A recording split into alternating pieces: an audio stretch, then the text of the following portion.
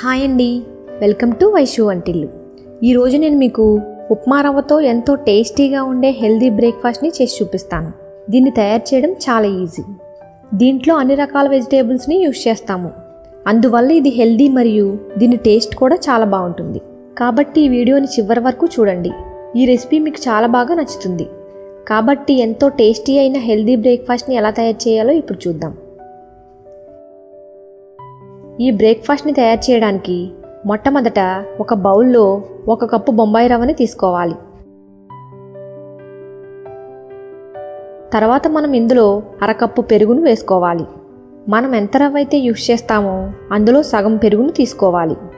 ఇప్పుడు వీటిని ఒకసారి బాగా మిక్స్ చేసుకోండి. వీటిని బాగా మిక్స్ చేసిన తర్వాత ఇందులో కొద్దిగా వాటర్ని కూడా వేసుకుందాం. దానివల్ల బ్యాటర్ కాస్త స్మూత్గా అవుతుంది. ఇందులో కొద్దిగా వాటర్ని వేసి బాగా మిక్స్ చేయండి. ఇప్పుడు దీనిపైన ఒక మూత పెట్టి అరగంట సేపు పక్కన పెట్టుకోవాలి. దానివల్ల రవ్వ బాగా నానుతుంది. దీనిపైన ఇలా మూత పెట్టి 30 నిమిషాల పాటు పక్కన పెట్టుకున్నాను. 30 నిమిషాలు అయిన తర్వాత మన రవ్వ ఏదైతే ఉందో అది చాలా బాగా నానింది. ఇప్పుడు ఇందులో మనం రుచికి తగినంత ఉప్పు వేసుకోవాలి. ఉప్పు వేసిన తర్వాత ఒకసారి బాగా మిక్స్ చేసుకోండి. తర్వాత ఇందులో మనం 1/2 కప్పు నీళ్లు వేసి దీని కన్సిస్టెన్సీ కాస్త పల్చగా చేసుకోవాలి. ఇడ్లీ పిండి బ్యాటర్ ఎలా అయితే ఉంటుందో అలా వచ్చేలా చేసుకోవాలి. ఇప్పుడు మన బ్యాటర్ రెడీ అయింది.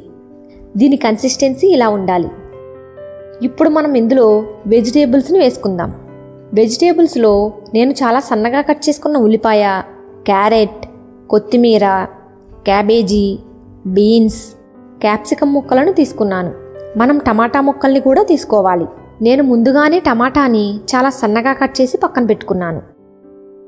ఇప్పుడు మనం ఈ వెజిటేబుల్స్ ముక్కలన్నింటినీ కూడా ఈ బ్యాటర్లో వేసుకుందాం. ఇందులో నేను ఒక్కొక్కటిగా ఈ వెజిటేబుల్స్ ముక్కలన్నింటినీ వేసుకుంటున్నాను. మీరు కావాలంటే ఇందులో పచ్చి బఠానీలు కూడా వేసుకోవచ్చు. మీకు ఏ వెజిటేబుల్స్ నచ్చితే దాన్ని మీరు ఇందులో వేసుకోవచ్చు. అలాగే కొద్దిగా అల్లం ముక్కలు, సన్నగా కట్ చేసిన పచ్చిమిర్చి ముక్కలను కూడా వేసుకోవచ్చు. మీకు ఏదైతే వెజిటేబుల్స్ నచ్చవో వాటిని స్కిప్ చేయొచ్చు. ఈ హెల్దీ వెజిటేబుల్స్ అన్నింటినీ నేను ఇందులో వేసుకుంటున్నాను. ఇలా రకరకాల వెజిటేబుల్స్ వేయడం వల్ల ఈ బ్యాటర్ చాలా కలర్ఫుల్గా కనిపిస్తుంది. అలాగే చాలా టేస్టీగా కూడా ఉంటుంది. ఇందులో ఉల్లిపాయ ముక్కలను, టమాటా ముక్కలను కూడా వేసుకున్నాను. ఇప్పుడు మనం ఇందులో 1 టీ స్పూన్ చిల్లీ ఫ్లేక్స్ వేసుకుందాం. దీని ప్లేస్లో మీరు చిల్లీ పౌడర్ లేదా పచ్చిమిర్చి ముక్కలను కూడా వేసుకోవచ్చు.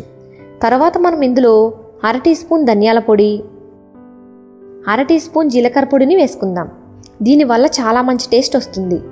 ఇప్పుడు వీటినన్నింటినీ ఒకసారి బాగా మిక్స్ చేసుకుందాం.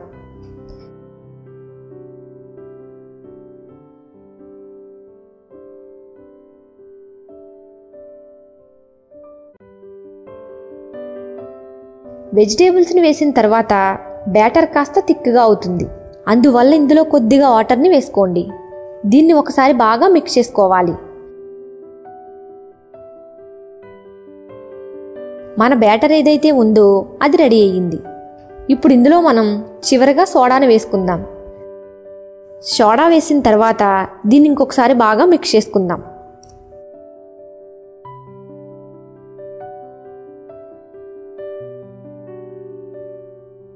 ఇప్పుడు మనం ముందుగా గ్యాస్ ఆన్ చేసి దానిపైన ఒక ప్యాన్ పెట్టుకోవాలి.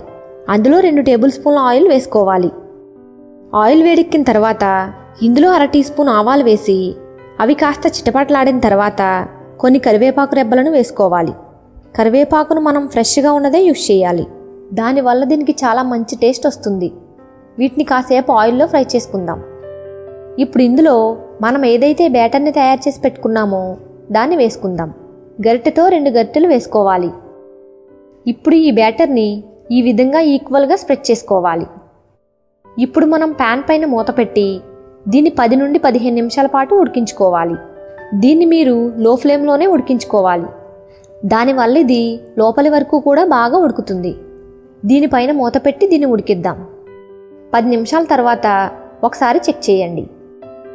ఇక్కడ కింది ఇది బాగా ఉడికింది. దీన్ని మనం మరోవైపు కూడా క్రిస్పీ బ్రౌన్ కలర్లోకి వచ్చే వరకు కుక్ చేసుకోవాలి. దానికోసం ప్యాన్లో నుండి దీన్ని ఒక ప్లేట్లోకి తీసుకోవాలి. తిరిగి మళ్ళీ ప్యాన్లో కొద్దిగా ఆయిల్ వేసి ముందులాగే తాలింపు పెట్టుకోవాలి. ఇప్పుడు ఇందులో నేను 1 టీ స్పూన్ ఆయిల్ వేసుకున్నాను. తర్వాత ఇందులో నేను కొద్దిగా ఆవాలు మరియు కరివేపాకు రెబ్బలను వేసుకుంటున్నాను. ఇప్పుడు మనం ప్లేట్లో పక్కన తీసి పెట్టుకున్న ఈ ప్యాన్ కేక్ని మరోవైపు తిప్పి ఇందులో వేసుకోవాలి. చూడండి, ఇది బాగా ఉడికింది.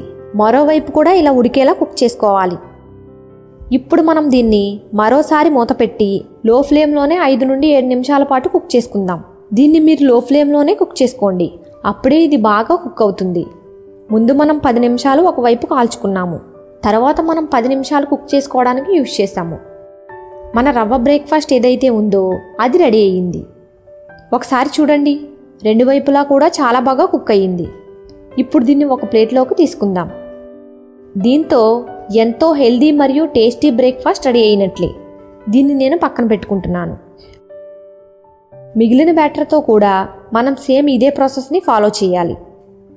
ఇందులో నేను ఆయిల్ వేసుకుంటున్నాను. అలాగే కొద్దిగా ఆవాలు వేసుకొని కరివేపాకు రెబ్బలు వేసుకుంటున్నాను. స్టవ్ని లో ఫ్లేమ్లో ఉంచి ఎప్పుడైతే ఇవి ఫ్రై అవుతాయో అప్పుడు ఇందులో మనం మిగిలిన బ్యాటర్ని వేసుకోవాలి.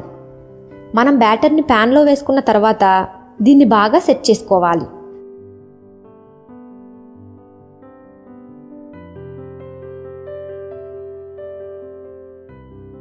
తర్వాత దీనిపైన మూత పెట్టి ముందు దాన్ని ఏ విధంగా అయితే 10 నిమిషాలు కుక్ చేసుకున్నామో అదే విధంగా దీన్ని కూడా కుక్ చేసుకోవాలి. దీన్ని కూడా నేను ప్లేట్లోకి తీసుకున్నాను. దీన్ని తయారు చేయడం చాలా ఈజీ. ఇందులో మనం చాలా రకాల వెజిటేబుల్స్ని యూజ్ చేసాము. రవ్వని యూజ్ చేసాము. చాలా తక్కువ ఆయిల్ని యూజ్ చేసాము. దీంతో ఎంతో పర్ఫెక్ట్గా ఉండే హెల్దీ బ్రేక్ఫాస్ట్ రెడీ అయినట్లే. దీన్ని మనం పిల్లల లంచ్ బాక్స్లోకి పెట్టచ్చు, లేదా మనం టిఫిన్ లాగా కూడా తీసుకోవచ్చు. దీన్ని తయారు చేయడం కూడా చాలా ఈజీ. ఇందులో మనం చాలా వెజిటేబుల్స్ని యూజ్ చేసాము. దానివల్ల ఇది చాలా హెల్దీ కూడా. మనం దీన్ని టమాటా కెచప్తో తినచ్చు, లేదా మనకు నచ్చిన ఏదైనా గ్రీన్ చట్నీతో తినచ్చు. దీంతో మన బ్రేక్ఫాస్ట్ ఏదైతే ఉందో అది రెడీ అయ్యింది. కాబట్టి ఒకసారి మీరు కూడా ఈ రెసిపీని తప్పకుండా ట్రై చేయండి. ఇది మీకు ఎలా వచ్చిందో కామెంట్ చేసి తప్పకుండా తెలియచేయండి. ఇలాంటి మంచి టేస్టీ రెసిపీస్ కోసం ఈ వీడియోని లైక్ చేసి మన ఛానల్కి సబ్స్క్రైబ్ చేసుకోండి. Thanks for watching.